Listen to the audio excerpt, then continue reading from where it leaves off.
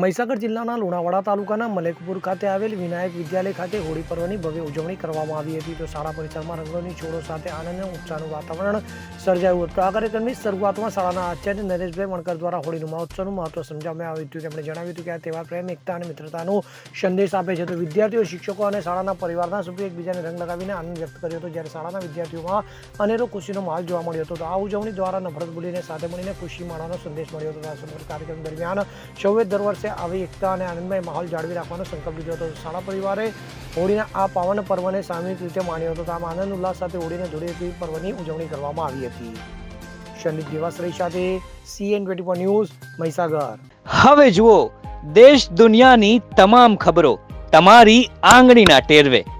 ઉઠાવો મોબાઈલ અને Google Play Store પરથી ડાઉનલોડ કરો અમારી CN24 ન્યૂઝ મોબાઈલ એપ.